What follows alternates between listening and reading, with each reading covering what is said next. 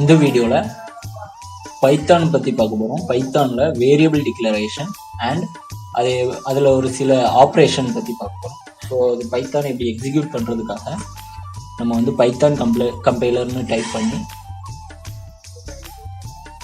ஆன்லைனில் பைத்தான் கம்பைலருக்கு போகிறோம். ஸோ எந்த ஆன்லைன் பைத்தான் கம்பைலருக்கும் போகலாம். பைத்தானை பற்றி சொல்லணும்னா பைத்தான் ஒரு ஈஸியான லாங்குவேஜ், யூசர் ஃப்ரெண்ட்லியும் கூட. ஸோ ஒரு வேரியபிள் டிக்ளரேஷனை பற்றி பார்க்க போகிறோம். வேரியபிள் டிக்ளரேஷன் எப்படி பண்ணலாம்னா ரொம்ப சிம்பிள்.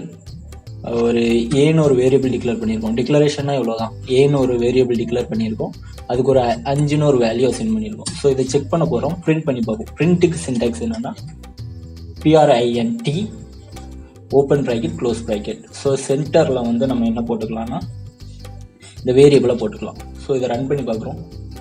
ஸோ 5 வந்துடுச்சு. ஸோ இதே மாதிரி நம்ம வந்து டெக்ஸ்ட்டுக்கு பண்ணலாம். டெக்ஸ்ட்டுக்கும் இதே மாதிரி தான், வெரி சிம்பிள். =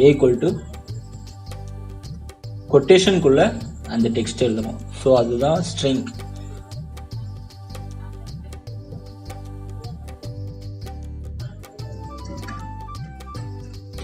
ஸோ இதை பிரிண்ட் பண்ணி பார்க்குறோம்.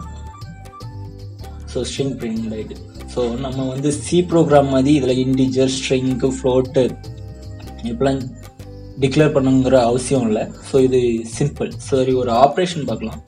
ஸோ a = 5 என்டர், b = ஒரு 6 கொடுத்துக்குவோம். ஸோ இதில் எப்படி ஆப்ரேஷன் பர்ஃபார்ம் பண்ணுறது, இதுவும் வெரி சிம்பிள்.